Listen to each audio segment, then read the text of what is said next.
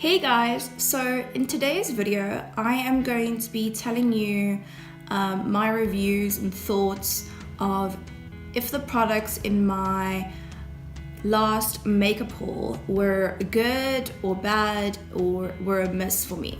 So I'm going to be starting off with makeup brushes. So I went and I've recently bought 4 new makeup brushes. 3 for my eyes and 1 for my face. So starting with my eyes, I bought this Etos flat eyeshadow brush. It was a great price from the drugstore. It is the drugstore brand, so it's quite cheap, and it really does the trick to pack on glitters or shimmers.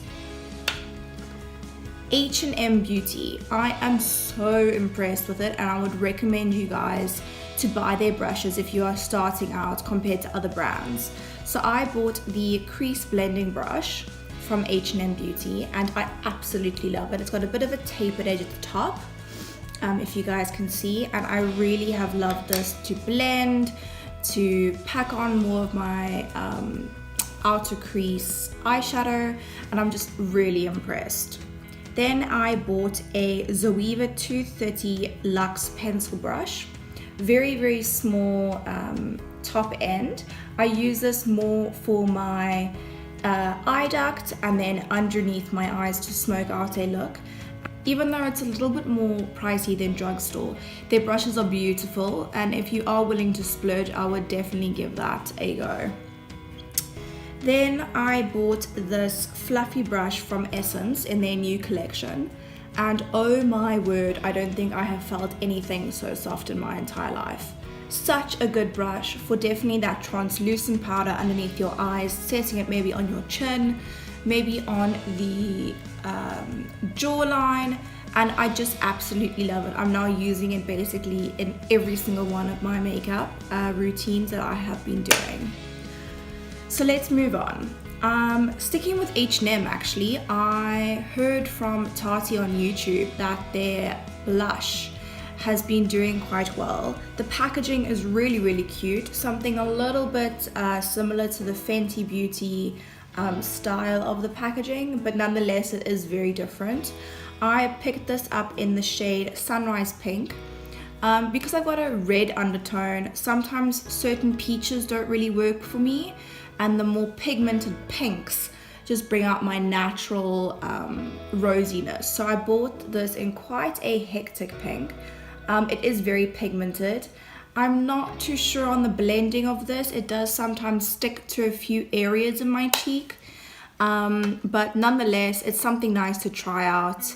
I don't know if I'll be buying another one, but the very pink pigmented blush from H&M could also maybe be used as an eyeshadow, which I might give it a go just to use it a little bit more and play around with it. So moving on to eyes, I bought a new eyebrow pencil with a spoolie from L'Oreal, and haven't been using pencils for quite a while. I went back to the Brow Gel by Essence, but as another drugstore one, I kind of wanted to try it out. It looked less intense for me, so I wouldn't get too scared of how to use it. And at the moment, I'm just really keeping my eyebrows very natural, but I'm packing in a little bit more color where my eyebrows are more sparse. So I have been enjoying that. I'm not going to give it a rave review. It's not the best pencil I have ever used. It does glide on, but not the absolute best, but I'm going to keep on trying it and see how that goes. Then I bought this Essence mascara, which I have heard such great things about from loads of my friends, and I do absolutely love it.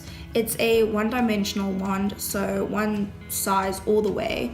I am wearing it today, if you can see on my eyes, on my eyelashes, and I'm not a big person who wears false lashes. I've actually never tried them, they scare me. I hopefully will try them in the future, but this mascara is absolutely incredible, so I would totally recommend that. Very cheap and very affordable.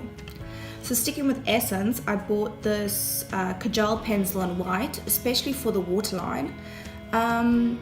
It's soft, it glides on, does make my eyes water a little bit, obviously because I'm in my waterline. It's not incredibly pigmented, but it is pigmented enough for a drugstore brand. So I'm gonna keep on using that, just gliding it on more than just a few swipes just to get that pigment. But it does the trick and makes your eyes pop. It leaves that white line in your waterline. So yeah, give it a go. Then winged eyeliner. I bought this from Rimmel London, and I must be honest, I haven't had the best of luck with Rimmel London before. I have tried mascaras, I've tried their matte lips, I have tried eyeshadow, I have tried their foundation. It just isn't a brand that is easy for me to use, or just something that I don't really go back to using. So I did try this in one of my other videos, and even though it looks like it glides on easy, for me it did take quite a lot of time.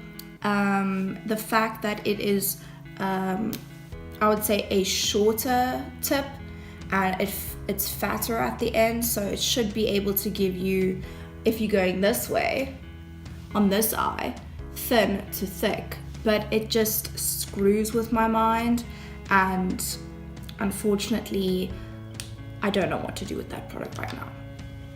Then concealer. Oh my gosh, do I love this concealer. So before this concealer I used the Makeup Revolution concealer, which I still use, but this is incredible. The Maybelline Fit Me concealer, I use it in shade 05. I'm wearing it today. The coverage is great on that concealer. It doesn't streak. It is just creamy. It's pigmented. It lasts long. I'm just really impressed. So good on that. Then translucent powder. I've never used translucent powder until this one. It's just from the drugstore. It's the drugstore brand from called Etos, and it does the trick for me. It sets my under eyes and my chin like I need. And the reason that I haven't really been using a translucent powder before is that I don't have too much really for the use of it. I like my skin natural, and I like it dewy, and I like it looking fresh, and really haven't found a purpose to purchase a translucent powder before that I would invest my money into.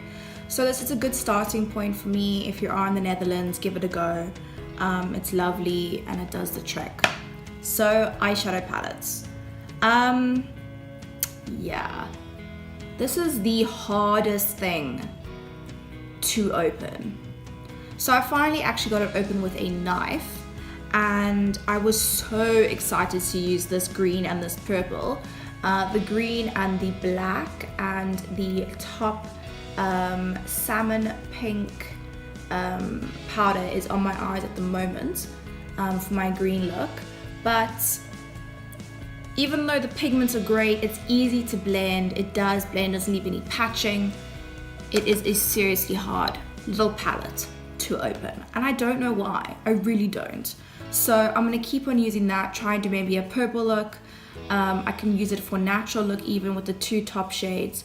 And yeah, L'Oreal Paris La Petite palette.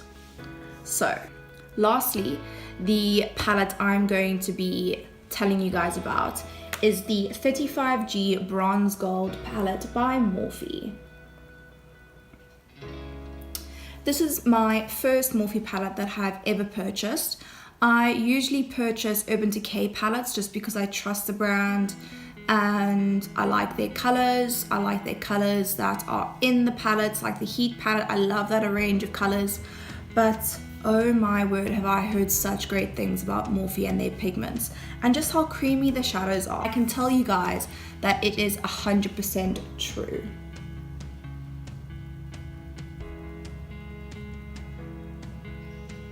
So today I am wearing this green gold shade,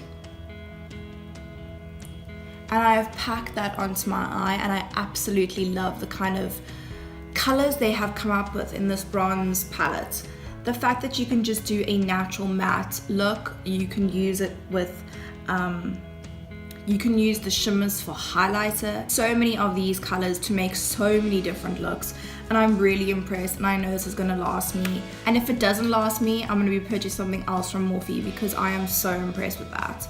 And in euros, that was about 28 euros.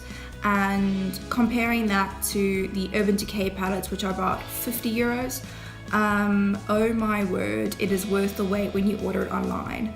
So that is my review for today's products. Let me know what you guys think of those products.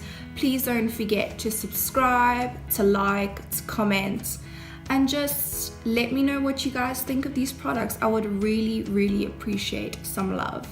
So have a great day, guys. Bye.